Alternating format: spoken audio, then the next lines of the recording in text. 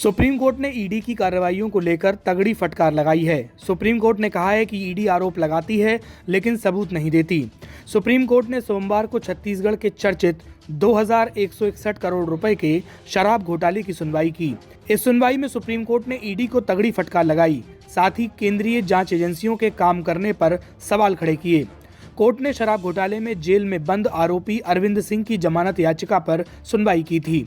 Justice अभय S ओका और justice उज्जवल भुइयां की पीठ ने ईडी की कार्यप्रणाली पर गंभीर सवाल उठाए, जो अब सुर्खियों में आ चुके हैं। कोर्ट ने कहा कि ईडी की शिकायतों में एक पैटर्न दिखता है।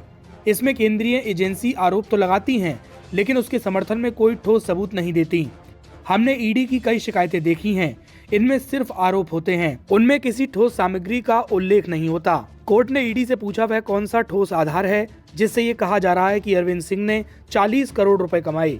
ईडी की ओर से पैरवी कर रहे अतिरिक्त सॉलिसिटर जनरल एसपी इसे लेकर कोई ठोस सबूत नहीं दिखा सके। कोर्ट ने अब इस मामले की अगली सुनवाई 9 मई को करने की तारीख तय की है। कोर्ट में आज क्या क्या हुआ, आइए आपको बताते हैं। जस्टिस ओका ने कहा, अगर आपने किसी पर इतनी बड़ी रकम कमाने का आरोप लगाया है तो ये भी बताना होगा कि वो किस कंपनी से जुड़ा है। क्या वह उसका डायरेक्टर है, क्या वह बहुसंख्यक शेयर धारक है या प्रबंध निदेशक है। लेकिन ईडी की शिकायतों में ऐसा कोई विवरण नहीं है। ईडी का कहना था कि वे उन कंपनियों को चला रहे थे जिनसे घोटाला हुआ। जस्टिस ओका ने कहा, 40 करोड़ का आरोपी से सीधा संबंध क्या है। ईडी ने कहा, ये रकम अरविंद और विकास अग्रवाल ने मिलकर कमाई। कोर्ट ने पूछा, क्या विकास अग्रवाल को आरोपी बनाया गया है। ईडी ने कहा, लुकआउट सर्कुलर जारी है, अभी आरोपी नहीं बनाया गया। आरोपी के वकील का कहना था कि मेरा मुवक्किल 10 महीने से ईडी की हिरासत में है। ईडी ने 25,000 पन्नों की चार्जशीट दाखिल की है और 150 से ज्यादा गवाहों के बयान लिए हैं। इसके बावजूद जांच पूरी नहीं हुई। ईडी का कहना है कि ये 2000 करोड़ से ज्यादा का घोटाला है। दस्तावेजों की मात्रा के आधार पर जमानत दी जाने लगी तो पहले दिन ही सभी बाहर आ जाएंगे। सिंह की गिरफ्तारी को अभी 1 साल भी नहीं हुआ है।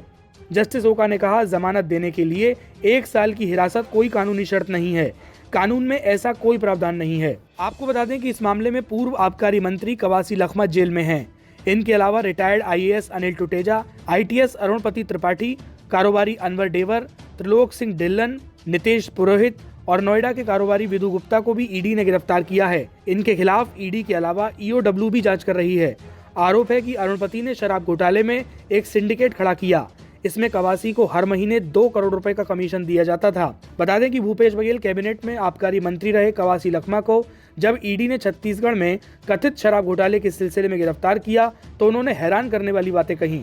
उन्होंने कहा कि उन्होंने मुझसे पूछा कि क्या मुझे शराब घोटाले के बारे में पता है। मैंने कहा, मैंने इसे टीवी पर देखा और अखबारों में पढ़ा, लेकिन मेरे संज्ञान में नहीं आया। मैं एक अनपढ़ व्यक्ति हूँ। मेरे सामने जो भी कागज रखे गए मैंने उन पर हस्ताक्षर कर दिए। उन्होंने किस पर मेरे हस्ताक्षर लिए मुझे कुछ नहीं पता। कुछ दिनों पहले ही ईडी ने अदालत को बताया था कि लखमा ने घोटाले को नहीं रोका, बल्कि सिंडिकेट के एक अभिन्न अंग के रूप में काम किया। एजेंसी ने कहा कि अपनी भूमिका के बदले लखमा को 36 महीने की अवधि में कुल 72 करोड़ रुपए मिले। लेकिन अब कोर्ट में सुनवाई के दौरान कोर्ट ने ईडी को ही फटकार लगा दी है। नमस्कार, मैं हूं मानक गुप्ता। अगर आपको हमारा ये वीडियो पसंद आया हो तो इसे लाइक और शेयर जरूर करें। और हाँ, हमें सब्सक्राइब और फॉलो करना ना भूलें ताकि आप देश और दुनिया की कोई खबर मिस ना करें। तो जुड़े रहिए हमारे साथ और देखते रहिए न्यूज़ 24।